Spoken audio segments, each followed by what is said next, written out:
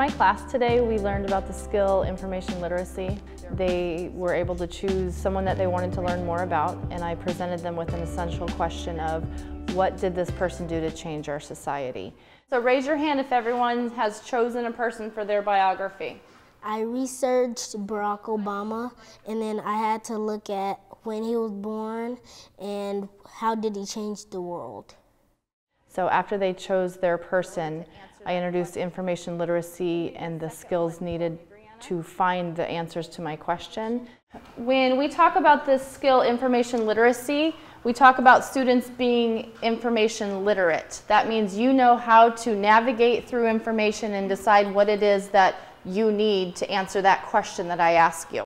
We worked on information literacy, and it's when our teacher gives us a question and we need to go find the answer to that question using multiple sources like the computer, an encyclopedia, a dictionary, a newspaper, or magazine.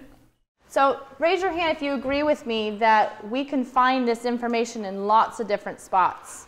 We're not limited to just a textbook, right? And you know that the internet has a lot of information, right? Yes. So who can read this in the red here? Markeisha?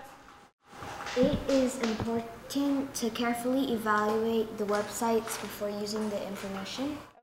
At this age, they think everything they see is true. So we went over a lot on looking at different websites. You guys all know the internet, you've been there before.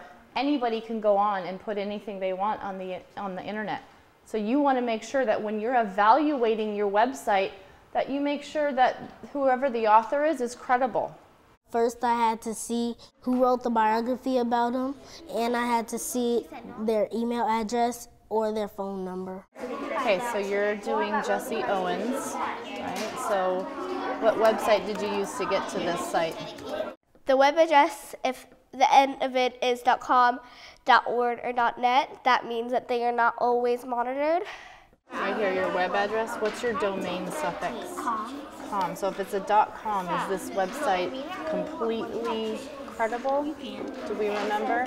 No. Right. So just really opening their eyes, letting them know that there is a world of information out there. How do they find it and how do they use it? I think I want to explore about Rose Parks. What is the summary you learned about? I think when they get hands-on and they're in charge of finding the information, there's a little more value to it when they know that it's their work and it's the information they have to find, the pictures they have to find, the captions they have to write. This is my presentation on George Washington. Good afternoon, Regency Park students. My name is George Washington.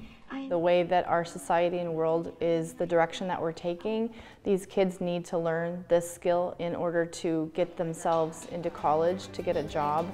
We would be doing them a disservice by not teaching them how to use these tools. Information literacy would be important to you because it's something that you're going to use for the rest of your life.